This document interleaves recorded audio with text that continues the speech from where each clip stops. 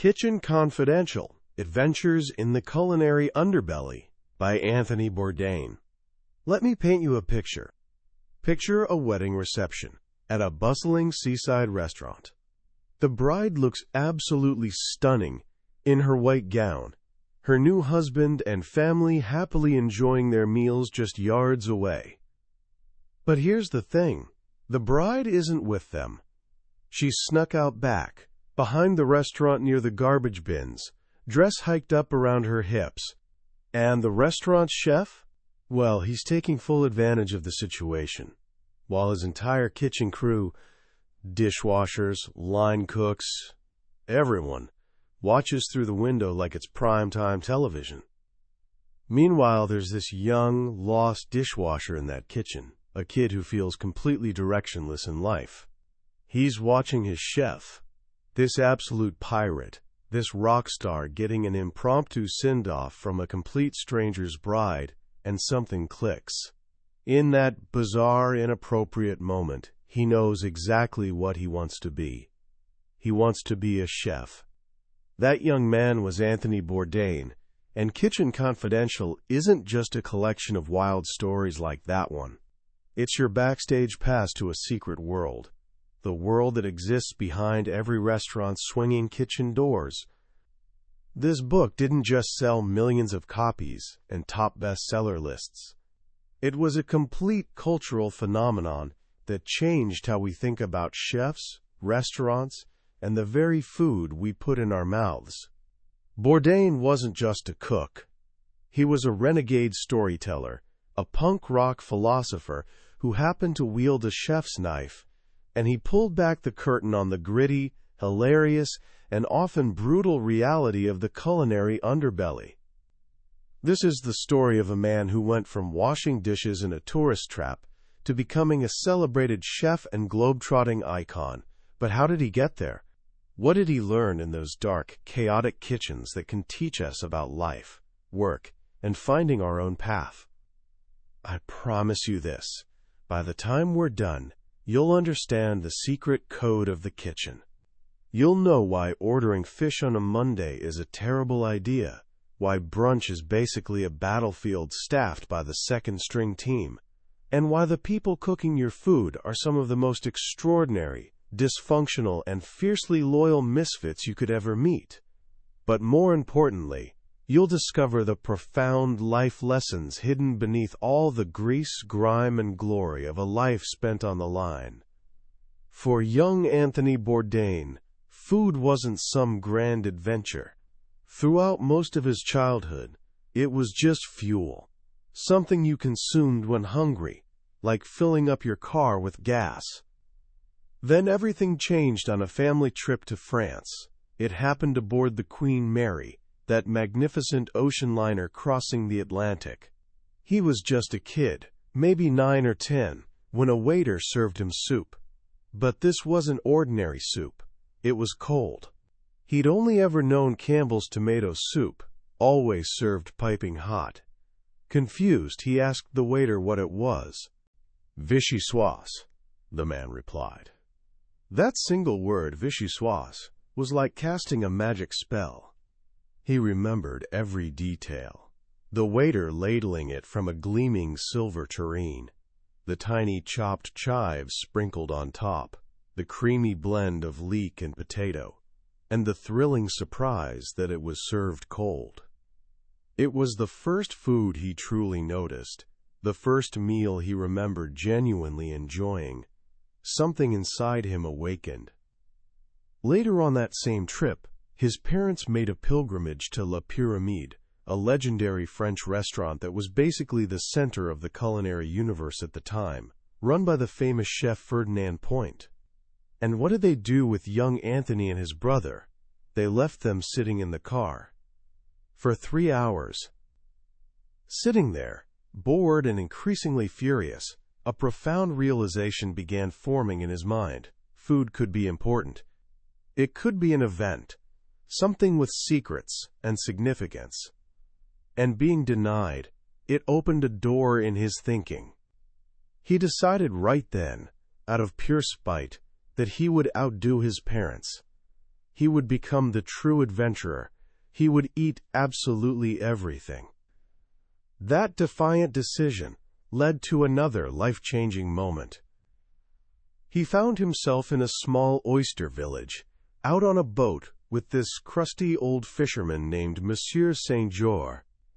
The fisherman reached into the water and pulled up this enormous silt-covered oyster.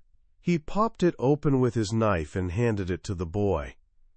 His parents hesitated. His little brother recoiled in complete horror.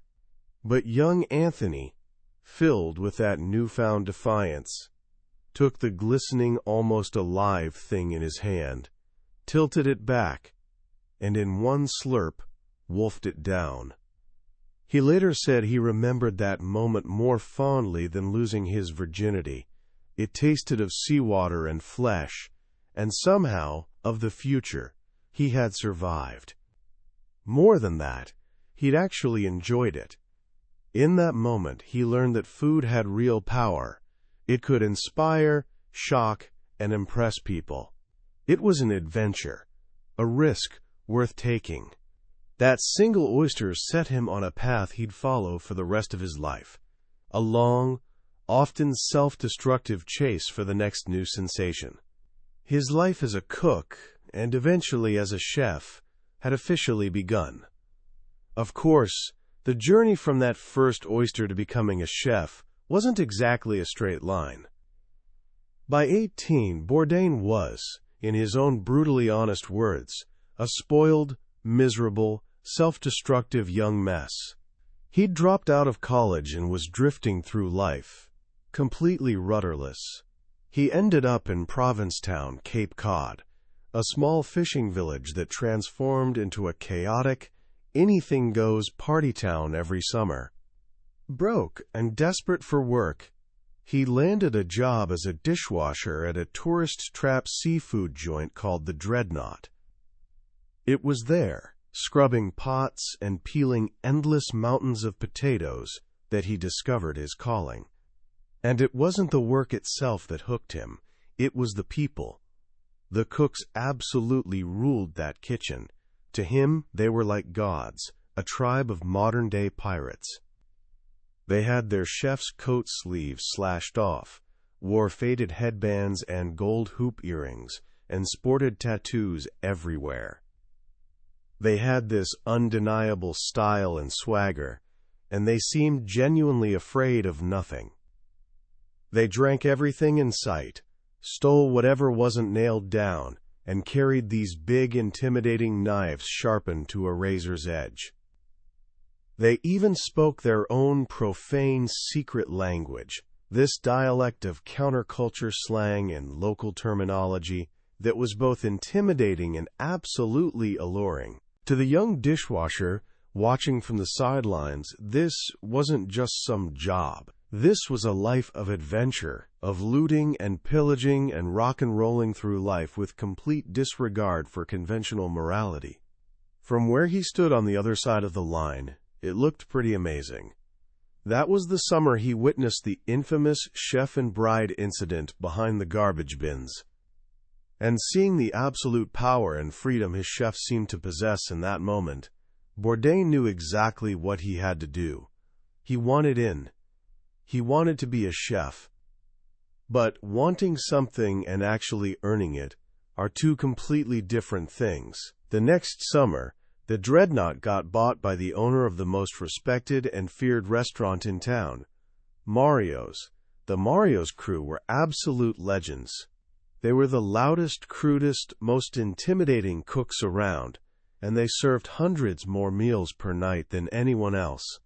Bourdain, feeling cocky from his minor promotion the previous year, showed up for his tryout shift wearing a brand-new light blue seersucker suit, ready to totally impress what he thought were local yokels.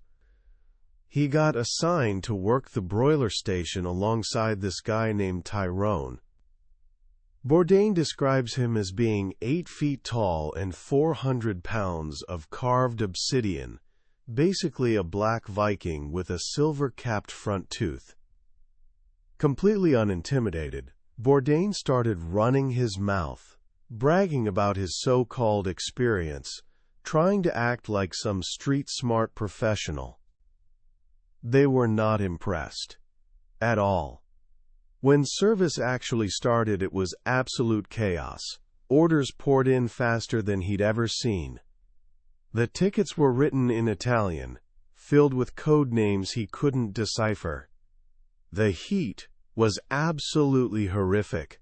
Flames leaped from the pans. The floor was literally ankle-deep in spilled pasta. He was drowning. Then he burned himself, just a small red blister rising on his palm. Foolishly, he asked the giant Tyrone for some burn cream and a Band-Aid. The entire kitchen went silent. Tyrone turned slowly, his eyes completely bloodshot, sweat dripping from his nose. "What you want, white boy?" he said. "Burn cream? A Band-Aid?" Then he held up his own enormous hands. They were a horrifying constellation of water-filled blisters, angry red welts from grill marks, and old scars where hot fat had literally made the skin roll off. They looked like something out of a horror movie. While Bourdain watched, completely transfixed, Tyrone reached under the broiler with his bare hand, picked up a glowing hot sizzle platter, and set it down right in front of him. He never even flinched. The other cooks absolutely roared with laughter at his humiliation. He'd been completely exposed for what he really was, a loud-mouthed, useless little punk. They started calling him mal carne, bad meat. That night, something fundamental inside him changed. He decided he would go to the best cooking school in the entire country, the Culinary Institute of America. He would endure absolutely anything: evil chefs, terrible pay, brutal working conditions, and he would come back. He would earn hands just like Tyrone's. He would earn his place in that world. He would show every single one of them. The Culinary Institute of America, the CIA, was definitely a shock to his system. Located in a former Jesuit monastery, it was a world of identical white uniforms and funny paper hats. For a guy who idolized Hunter S. Thompson and Iggy Pop, this was a massive change of scenery. But he was ready. He had a mission now. The school in the 1970s wasn't quite the prestigious institution it is today. It was filled with farm boys, misfits, and various flunkouts. The curriculum was old-school French, based on the heavy cream and butter-laden dishes of Escoffier. Think beef Wellington and lobster thermidor, that kind of thing. The instructors were mostly burned-out European chefs, many full of what Bourdain called gin blossoms and spite. But Bourdain actually thrived there. He was older than most students, had real-world experience under his belt, and wasn't remotely afraid of the pressure. The final class before graduation was the legendary E-Room, the Escoffier Room, a 3-star restaurant open to the public, ruled by this monstrous, iron-fisted French chef named Chef Bernard. Bernard was rumored to have actually worked with Escoffier himself, and his name was only spoken in terrified whispers. If you screwed up in his kitchen, you got what they called the 10 minutes. In full view of the dining public and your trembling classmates, Chef Bernard would unleash the most withering barrage of scorn imaginable. "You are a shit chef," he would bellow. "I make 2 cook like you in the toilette each morning. You are a disgrace. Look at this merd." He'd stick his fingers in your failed soufflé and fling it dramatically onto the floor. Students would literally go AWOL rather than face him. One of Bourdain's friends, a Vietnam combat veteran, disappeared just days before graduation, absolutely terrified of his turn on the soufflé station. When Bourdain's time finally came, he was ready. He'd already been humiliated by Tyrone. He'd already hit rock bottom once before. As Chef Bernard began his tirade, Bourdain did what he called the convict thing. The louder the authority figure got, the calmer and more detached he became. Bernard saw it in his eyes. He recognized that this kid had already been broken and put back together. The fat bastard didn't scare him anymore. And because of that newfound resilience, Bernard actually respected him. After graduating, Bourdain felt like a dangerous commodity. He had formal training, real street experience, what he called a criminal mind, and an impressively extensive vocabulary of curse words. He was ready for the big time. Or at least, that's what he thought. His first major job was at the legendary Rainbow Room, perched high atop Rockefeller Center in New York City. It was one of the biggest, busiest restaurants in the entire country, a genuine madhouse. The kitchen was this long, narrow trench with roaring flames on one side and a vast, boiling steam table on the other. The heat was so ridiculously intense that cooks would regularly just pass out on the line and have to be dragged away to recover. The crew was a rough bunch of lifers, hardened veterans protected by a powerful union that guaranteed their jobs, but also pretty much ensured a certain mediocrity in the food quality. It had this jailhouse atmosphere, full of hyper-macho posturing and drunken ranting. During his first few weeks, his personal tormentor was the shop steward, this big ugly cook named Luis, who apparently thought it was his divine right to constantly grab Bourdain's rear end. One day, Bourdain finally had enough. As Luis came in for another unwanted grab, Bourdain subtly turned the huge, rusty meat fork he was using and brought it down hard, sinking both tines deep into Luis's knuckles. Luis screamed like what Bourdain described as a burning wolverine. The whole kitchen erupted in laughter, and just like that, his entire life there improved. The other cooks immediately started treating him as an equal. He had officially made his bones. After the Rainbow Room, Bourdain and his old friends from Provincetown decided to try starting their own culinary revolution. They took over this failing restaurant in Soho called Work Progress. They genuinely saw themselves as an all-star group of culinary superstars, like a rock and roll band that was going to completely tear a new hole in the New York restaurant scene. It was, as he fondly called it, the happy time. They were high basically all the time, on pot, cocaine, quaaludes, LSD, and increasingly heroin. They actually believed it was their professional duty to work through the drugs, the exhaustion, and the pain, while showing absolutely no visible effects. They were this band of brothers, these ragged and debauched warriors, who expected nothing less than total victory. They were also complete pranksters.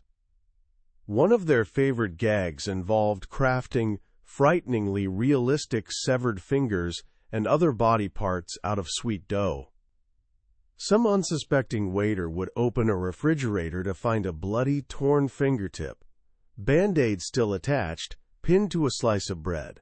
Their greatest performance art piece was when they stripped one of their own cooks, a guy named Dimitri, completely naked, covered him in stage blood, wrapped him in saran wrap, and hid him in a chest freezer. They then innocently asked a manager to grab a box of shrimp from that particular freezer. When the poor guy lifted the lid, he discovered what he genuinely thought was the nude, blood-splattered corpse of their missing colleague. He was so utterly terrified he couldn't even return to work for an hour. But of course, the party couldn't last forever. The restaurant was failing badly. Paychecks started bouncing, and vendors demanded cash on delivery.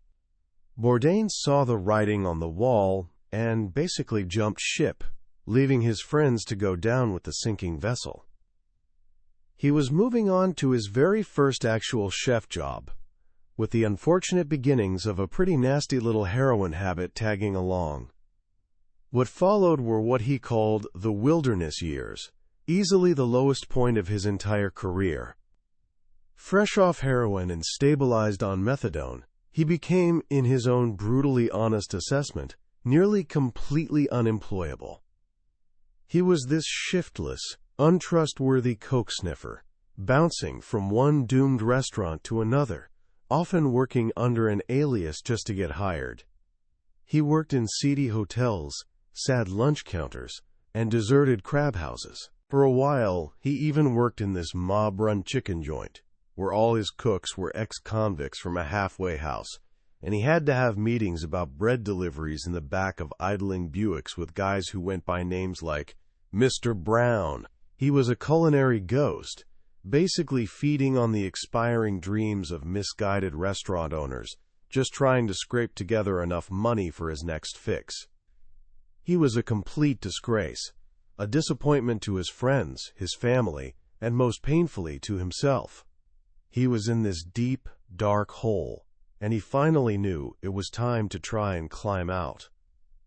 The man who eventually pulled him out was this West Village legend that Bourdain simply calls Bigfoot. Bigfoot was this cunning, manipulative, brilliant, and physically terrifying restaurateur who ran his operations with the precision of a military general and the paranoia of a mob boss. The very first thing Bourdain heard about him was actually a rumor that he'd killed a guy with his bare hands. Bourdain was at his absolute lowest point, broke, shaky, and fresh out of rehab, when Bigfoot hired him to cook lunches. On his very first day, Bourdain had to swallow his pride and ask for a $25 loan. Bigfoot, without any hesitation whatsoever, handed him $200. It was this tremendous leap of faith, and Bourdain was so genuinely shaken by this unexpected trust from such a notoriously cynical man that he swore right there he would never, ever betray it. In Bigfoot's world, there was order and discipline. You showed up for work 15 minutes early, period. 2 minutes late, you got sent home immediately. It didn't matter if the president's limousine had crashed right in front of you, and you had to give him mouth-to-mouth resuscitation. If you were late and you lied about the reason, you were fired on the spot. Bigfoot taught Bourdain what he considers the single most important lesson of his entire career.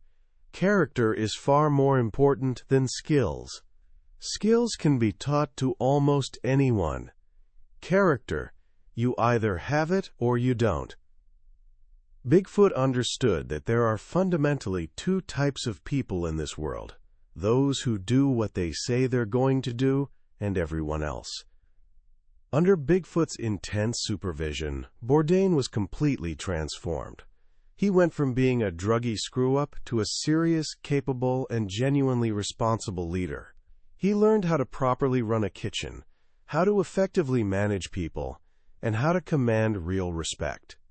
Bigfoot got so deep inside his head that to this day, Bourdain admitted he still woke up every single morning at 5 minutes to 6, always before his alarm, because the thought of disappointing the man, even years later, would feel like complete treason to his trade. If Bigfoot was his boot camp, his time with Pino Luongo was definitely his finishing school. Pino was the owner of this string of high-profile, celebrity-filled Tuscan restaurants, a man known throughout the industry as the Prince of Restaurant Darkness. He was feared, envied, and admired in equal measure, a complete master of both food and the brutal politics of the high-end restaurant world. Bourdain, who up to that point had actually kind of sneered at Italian food, got hired as the executive chef for Pino's newest venture, Coco Pazzo Teatro. It was his biggest break yet, with a salary higher than he'd ever even dreamed of. But he was immediately thrown into a pressure cooker. He had exactly 10 days to create an entire menu, order all the equipment, and hire a crew of 30 cooks for a celebrity-studded opening night. The atmosphere around Pino was intensely paranoid and conspiratorial. It was like this jungle of constantly shifting alliances and political maneuvering that made Bigfoot's world look like a friendly playground. One day, Pino called him into his office with this grave expression.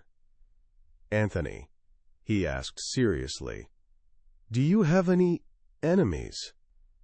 Apparently, someone had called Pinot's private number specifically to badmouth Bourdain, calling him a pothead who went around stealing other chefs' cooks. Bourdain was absolutely terrified, thinking his great opportunity was about to evaporate, but Pinot just smiled knowingly. "You know, Anthony," he said with this almost proud tone, "I have many, many enemies. It's good sometimes to have enemies. It means you are important." Pinot taught Bourdain to genuinely love Italian food, to appreciate its clean, simple integrity. But more importantly than that, he taught him how to constantly watch his back. In the end, Bourdain got completely outmaneuvered by the complex politics of Pinot's empire and was eventually asked to step down. He left, but he took something valuable with him: the phone numbers of some of Pinot's best Ecuadorian cooks, who would become his fiercely loyal crew for years to come. All of these experiences, the good, the bad, and the truly ugly, forged him into the chef he ultimately became. A chef who deeply understands the secret world of the kitchen, a world with its own language, its own unspoken code of honor, and its own tribe of beautiful misfits. So who exactly are these people cooking your food? According to Bourdain, they're fringe dwellers, this dysfunctional, mercenary lot motivated primarily by money, the strange lifestyle, and this grim sense of pride. In New York kitchens, they're most likely not even American. The Ecuadorian, Mexican, and Dominican cooks he worked with made most culinary school-educated white boys look like clumsy, sniveling punks in comparison. They understand the American dream of hard work, leading to rewards better than practically anyone else in the country. The life of a line cook really isn't about creativity at all. It's about mindless, unvarying repetition performed under what are essentially battlefield conditions. Their religion is something called mise en place, their carefully organized setup of salt, pepper, oil, and ingredients. It's literally an extension of their nervous system, and if you mess with someone's mise en place, you're basically messing with their soul. The common language is this profane mix of Spanish, English, and French, where "suck my dick" can actually mean "hang on a second," and practically every other word is some creatively deployed curse. It's a world where your street name might be Flaco Skinny, Gordo Fatty, or Cachundo Piece of Ass, and you just have to accept it and live with it. It's a tribe, pure and simple. And like any tribe worth joining, it has strict rules. You are never, ever late.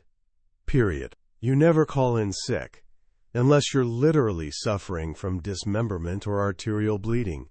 You never make excuses or blame other people for your mistakes. And you absolutely never, ever steal from your fellow cooks. Bourdain leaves us with a few hard-earned truths from his years in kitchens. He strongly advises never ordering fish on a Monday, because that fish is most likely 4 or 5 days old, leftover stock from the weekend that nobody bought.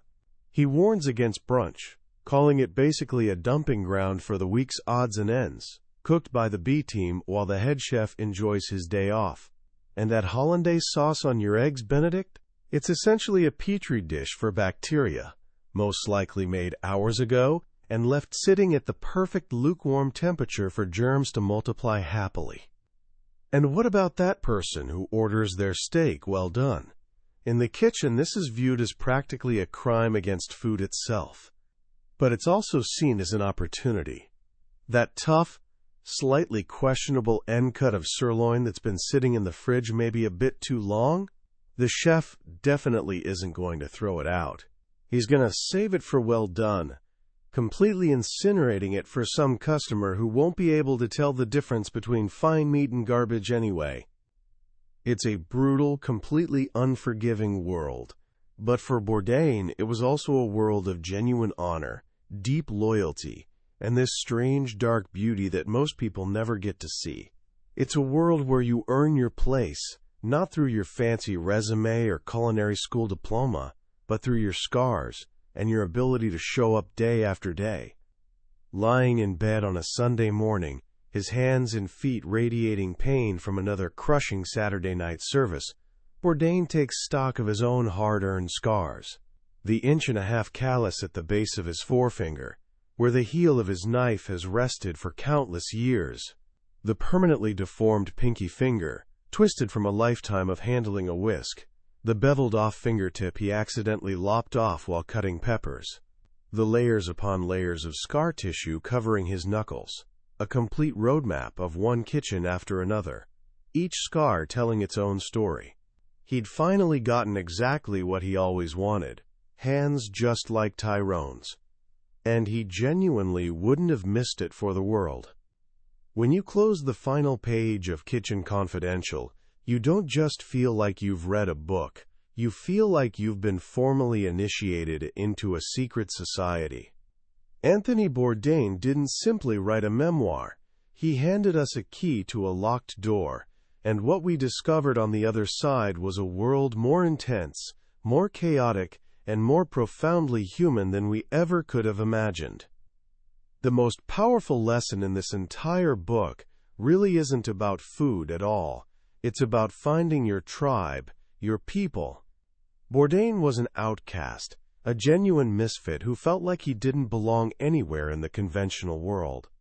But in the kitchen, among the pirates, the recovering junkies, the ex-convicts, and the determined immigrants, he finally found a home. He discovered a place where the only thing that truly mattered was whether you could actually do the work when it counted. It was definitely a brutal meritocracy, but it was also a refreshingly honest one. Your background, your fancy education, your past mistakes, absolutely none of it mattered if you could hold up your end during a crushing Saturday night rush. In a world that often feels obsessively focused on appearances and credentials, the kitchen was this refuge of pure, unadorned reality. Can you actually take the heat? Can you show up on time every single day? Can you be counted on when the orders are flooding in and everyone around you is drowning? Those are the questions that truly define you in that world. And there's a genuinely powerful lesson in that for all of us, regardless of our profession. It's this call to value character over credentials and real resilience over a perfect resume. Another beautiful idea running throughout this book is the notion of cooking as a craft, not an art. Bourdain had this healthy suspicion of chefs who thought of themselves primarily as, quote, artists. An artist, he believed, was someone who didn't think it was particularly necessary to show up on time or be reliable. A craftsman, on the other hand, was someone who took immense pride in their professionalism, in their ability to perform a task expertly, over and over again, with consistency and grace under pressure. He reminds us that there's this deep nobility in truly mastering a craft, in dedicating yourself completely to doing something well, not for the applause or recognition, but for the quiet satisfaction of a job well done. So how can we actually apply the wisdom of the kitchen to our own lives? First, learn to embrace the fire, those moments that test you. Bourdain's journey clearly shows us that genuine growth often comes from humiliation and pain. His spectacular failure at Mario's, that humbling moment with Tyrone's scarred hands, ended up being the single most important moment of his entire professional life. It broke him completely, but it also forged him into something stronger. Don't run away from the moments that humble you. Actually lean into them. They're often the greatest teachers you'll ever encounter. Second, find your own Bigfoot, that demanding mentor. We all desperately need mentors who hold us to a genuinely higher standard, who demand discipline and refuse to accept our convenient excuses.